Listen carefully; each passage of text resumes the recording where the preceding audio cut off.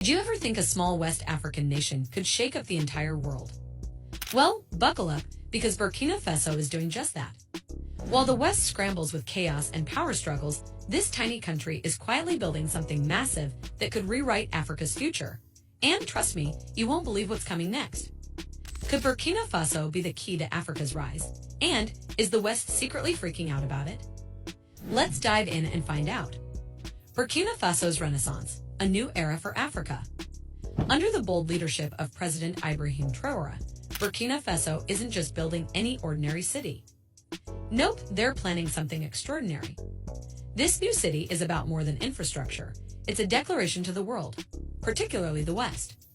It's Burkina Faso's way of saying, we don't need your validation, your money, or your influence anymore. For far too long, Africa has been seen as a land to exploit, whether it's gold, oil, or even people. The West has always had a vested interest in Africa's resources. Remember when former U.S. President George W. Bush awkwardly referred to Africa as a nation? Or when Donald Trump made rude comments about African countries? These weren't just casual mistakes. They reflected the West's long-standing attitude that Africa is nothing more than a resource pit. But here's the twist: that outdated view is fading fast. Burkina Faso's new Renaissance city isn't just a collection of buildings. It's a bold message that Africa is no longer sitting on the sidelines, waiting for permission or approval. This city represents African ambition, independence, and defiance. And it's sending one clear message: Africa is ready to claim its place on the world stage. The West's control is crumbling. To really understand why Renaissance City is such a big deal, we need to look at the history of how the West has dominated Africa for centuries. Europe and America built much of their wealth by taking advantage of African resources. First through colonialism, and then through neocolonialism, systems designed to keep African countries dependent on the West. Many African nations were trapped in a cycle of poverty and debt, with little control over their own futures. But the world is changing, and the West isn't as powerful as it used to be. Brexit has left the UK in a weaker position, and the US is facing political chaos on all sides.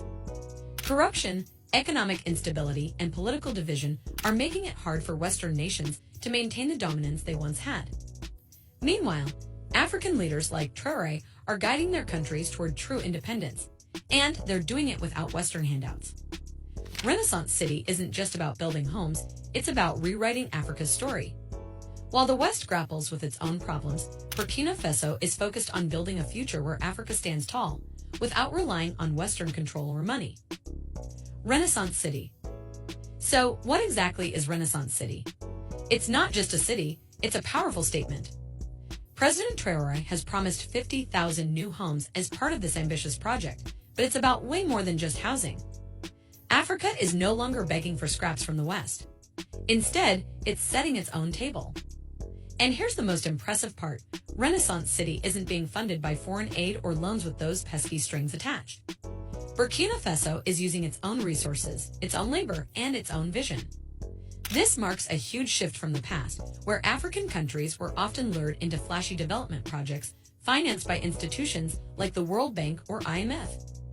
Those deals often left countries buried in debt with little to show for it. Now, Burkina Faso is breaking free from that cycle.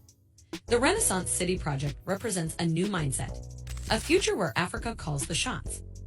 It's living proof that Africa can build, innovate, and thrive without relying on foreign capital. Breaking free from the past. Traoré's vision for Renaissance City isn't just about providing housing, it's about genuine economic empowerment. This isn't a one-off project, it's part of a larger strategy to give power back to the people.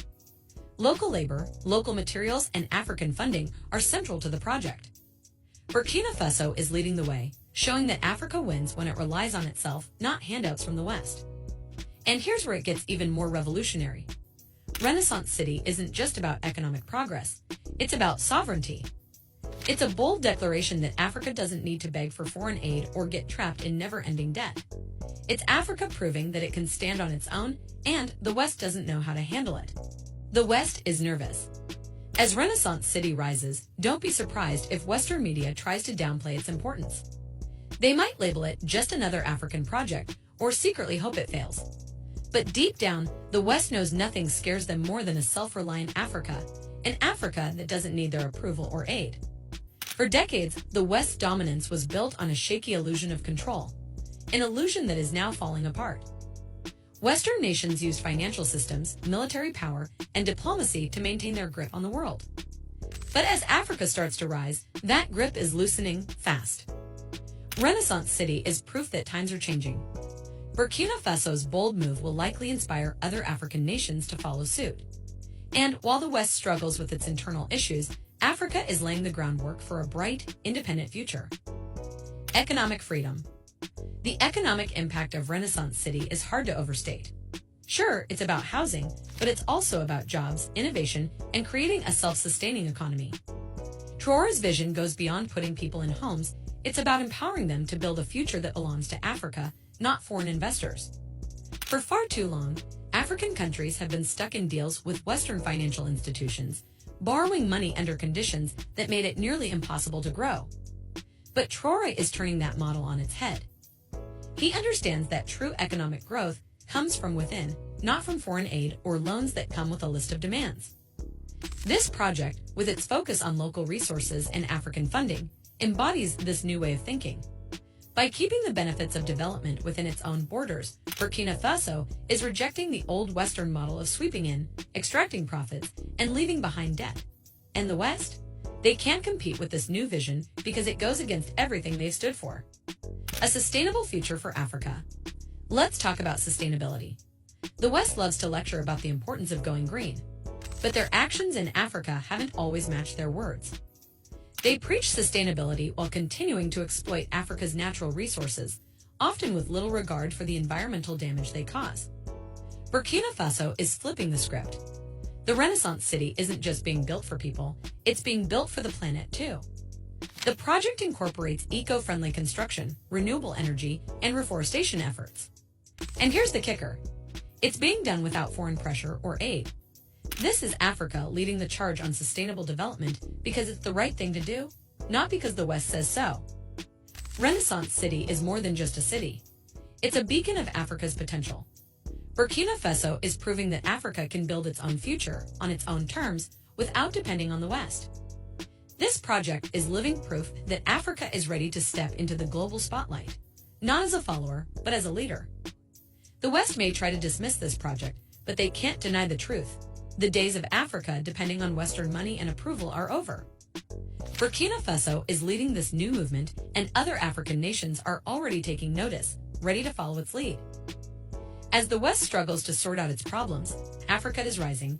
Renaissance City is just the beginning. It's a symbol of hope, independence, and the future. A future where Africa finally takes its place as a global leader. Feeling inspired by Africa's rise? Share your thoughts in the comments, hit that like button, and don't forget to subscribe for more eye-opening stories like this one.